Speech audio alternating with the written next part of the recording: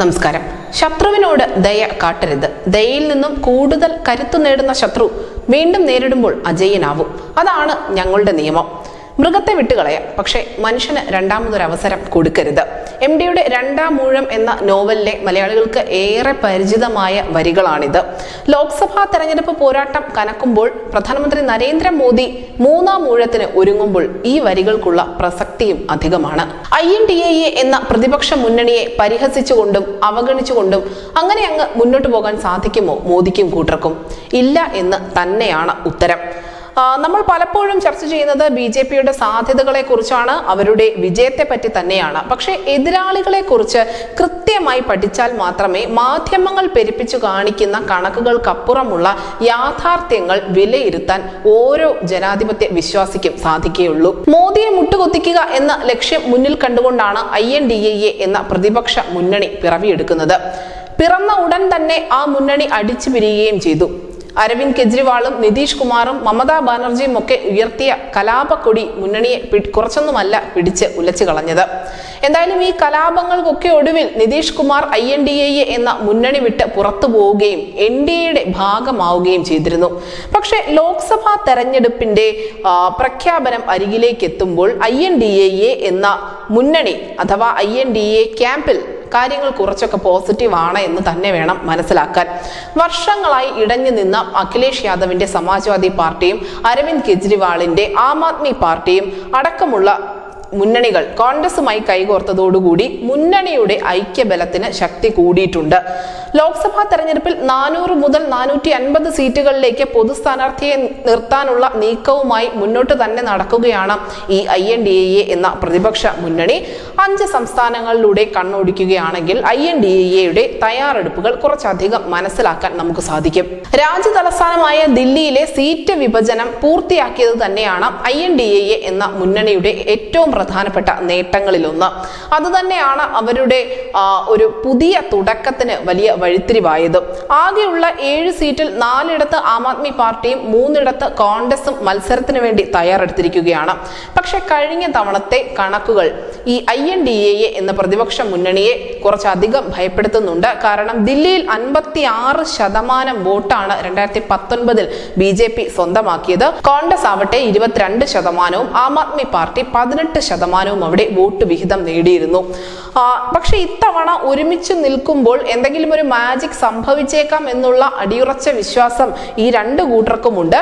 ഒരുപാട് കാലം ദില്ലി ഭരിച്ചിട്ടുള്ള ഒരു പാർട്ടിയാണ് കോൺഗ്രസ്. ഇപ്പോൾ ഭരിച്ചുകൊണ്ടിരിക്കുന്നതാവട്ടെ ആം ആദ്മി പാർട്ടി. ഇത് രണ്ടും അവർക്ക് ഗുണം ചെയ്യുമെന്നുള്ള വിശ്വാസത്തോടു കൂടി തന്നെയാണ് ദില്ലിയിൽ ഇവർ മുന്നോട്ട് പോകുന്നത്.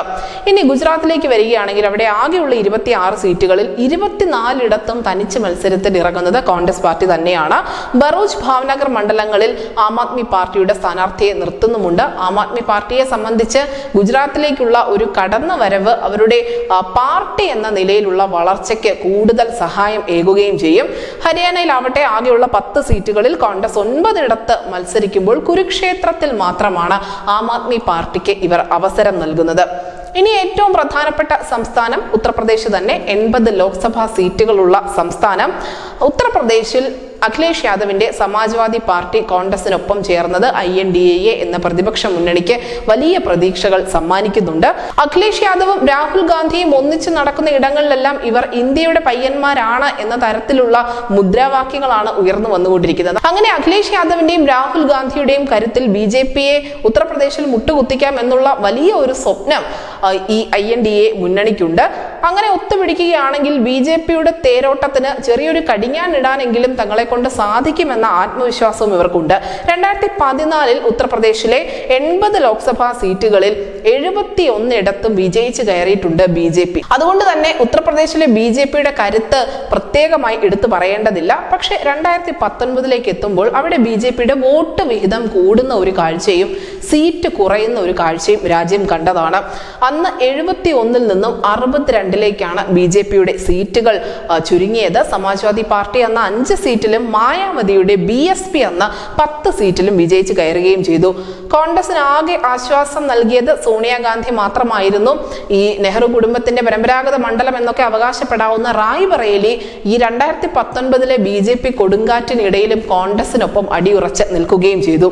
ഇത്തവണ ആകെയുള്ള ബാക്കിയുള്ള 80 സീറ്റുകളിൽ അമേഠി, റായ്ബറേലി അടക്കം 17 കോൺഗ്രസ് പാർട്ടി തന്നെ മത്സരിച്ചോളൂ എന്നാണ് അഖിലേഷ് യാദവ് നൽകിയിരിക്കുന്ന ഒരു ഔദാര്യം. SP 60-ലേറെ സീറ്റിൽ മത്സരിക്കുകയും ചെയ്യും. വാരണാസിയിൽ പ്രധാനമന്ത്രി നരേന്ദ്രമോദിയെ നേരിടാൻ ആരെ കൊണ്ടുവരും എന്നുള്ള വലിയ സസ്പെൻസ് കൂടി അവിടെ നിലനിൽക്കുന്നുണ്ട്. എന്തായാലും ഉത്തർപ്രദേശ് കഴിഞ്ഞാൽ പിന്നെയുള്ള പ്രധാനപ്പെട്ട സംസ്ഥാനങ്ങളിൽ ഒന്ന് ബീഹാർ തന്നെയാണ്. ബീഹാറിൽ നിതീഷ് കുമാറിന്റെ ഭാഗത്തു നിന്നുണ്ടായ ചുവടുമാറ്റം INDAയുടെ നട്ടലൊടിച്ചിരുന്നു. പക്ഷെ ഇപ്പോൾ അവരവിടെ തിരിച്ചുവരവിന്റെ പാതയിലാണ് എന്ന് തന്നെ വേണം മനസ്സിലാക്കാൻ. കാരണം മഹാറാലിക്കായി ഗാന്ധി മൈതാനം നിറഞ്ഞു കവിയുമ്പോൾ അത് INDA എന്ന പ്രതിപക്ഷ നിരയ്ക്ക് നൽകുന്ന ആശ്വാസം ചെറുതല്ല. മുൻ ഉപമുഖ്യമന്ത്രിയായിരുന്ന തേജസ്വി യാദവ് നടത്തിയ ഒരു രാഷ്ട്രീയ യാത്രയുണ്ടായിരുന്നു. ഈ രാഷ്ട്രീയ യാത്രയും ബീഹാറിൽ കാര്യമായ ചലനങ്ങൾ ഉണ്ടാക്കിയിട്ടുണ്ട് എന്ന് തന്നെയാണ് രാഷ്ട്രീയ നിരീക്ഷകർ ഉൾപ്പെടെയുള്ളവർ പറയുന്നത്. 2019 തെരഞ്ഞെടുപ്പിൽ ആകെയുള്ള 40 സീറ്റിൽ 39 NDA മുന്നണി തന്നെ ബീഹാറിൽ തൂത്തുവാരിയിരുന്നു. അന്ന് RJD ഒരു സീറ്റ് പോലും നേടിയില്ല. കോൺഗ്രസ് ആവട്ടെ ഒരു ആശ്വാസം എന്ന നിലയ്ക്ക് ഒരു സീറ്റ് മാത്രമാണ് അവിടെ നേടുകയും ചെയ്തത്.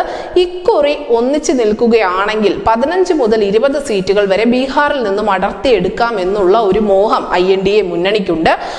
ഈ 40 സീറ്റിൽ RJD 28 സീറ്റിലും കോൺഗ്രസ് 8 CPI-ML 2 CPI-യും CPM-ഉം ഓരോ സീറ്റിലും മത്സരിക്കുന്നുണ്ട്. സമീപകാല തെരഞ്ഞെടുപ്പുകളിലെല്ലാം തന്നെ ജയിലിലായിരുന്ന അഴിമതിയുടെ തമ്പുരാനായ ലലു പ്രസാദ് യാദവ് ഇക്കുറി ബീഹാറിലെ തെരഞ്ഞെടുപ്പ് പ്രചരണ രംഗത്ത് വളരെ സജീവമായി തന്നെ ഉണ്ടാകുമെന്നുള്ള ഒരു വലിയ പ്രതീക്ഷ കൂടി ഈ പ്രതിപക്ഷ നിരക്കുണ്ട്. പക്ഷെ അതിനിടയിൽ ലല്ലു പ്രസാദ് യാദവിന്റെയും അദ്ദേഹത്തിന്റെ കൂട്ടാളികളുടെയും വീട്ടിൽ ഇന്ന് ED റെയ്ഡ് നടന്നിരുന്നു.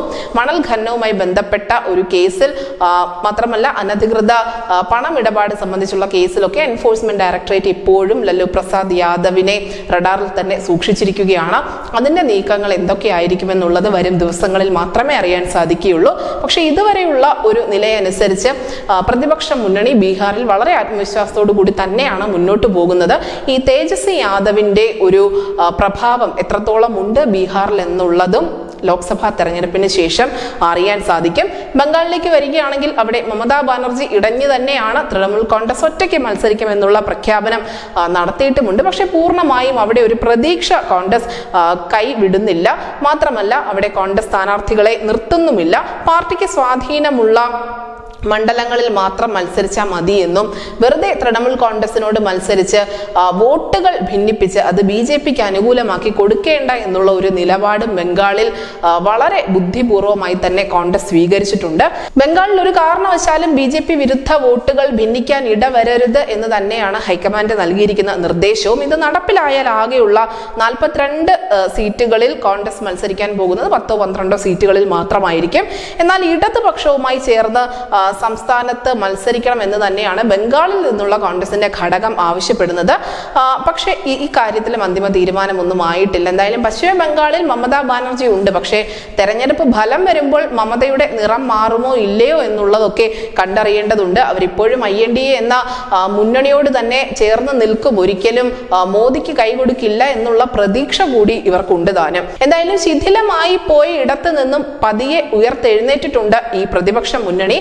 തെരഞ്ഞെടുപ്പ് പ്രഖ്യാപനം അടുക്കുന്നതോടുകൂടി കൂടുതൽ കരുത്തോടെ മുന്നേറാമെന്നുള്ള ഒരു കണക്കുകൂട്ടൽ കൂടി ഇവർക്ക് അണിയറയിലുണ്ട്. പോരാട്ട ചിത്രം തെളിയാൻ ഇനിയും ഒരാഴ്ചയെങ്കിലും നമ്മൾ കാത്തിരുന്നേ മതിയാകൂ. പക്ഷെ ഒരു കാര്യം ഉറപ്പാണ്, ഇക്കുറി മത്സരമുണ്ട് എന്ന് തന്നെയാണ് BJP ക്യാമ്പുകളും വിലയിരുത്തുന്നത്. ഈസി വോക്ക് ഓവർ എന്ന ഒരു ലളിത ചിത്രം ഒരിക്കലും തെളിഞ്ഞു വരാനും പോകുന്നില്ല. അങ്ങനെ ഒന്ന് ഈ പൊതു തെരഞ്ഞെടുപ്പിൽ സംഭവിക്കുകയാണെങ്കിൽ തീർച്ചയായും അത് ആ മത്സരത്തിന്റെ ഒരു പോരാട്ട വീര്യത്തെ കാര്യമായി തന്നെ ബാധിക്കും. എന്തായാലും മത്സരം ഉണ്ടായാൽ മാത്രമേ അതിൽ നിന്നും നേടുന്ന വിജയത്തിന് മധുരം ഉണ്ടാവുകയുള്ളൂ എന്ന് നമുക്കൊക്കെ അറിയാം. അല്ലാതെ നേടുന്നതെന്തും ജനാധിപത്യം എന്ന ഏറ്റവും മനോഹരമായ ആശയത്തിന് മേൽ കളങ്കം വരുത്തുക മാത്രമേ ചെയ്യൂ.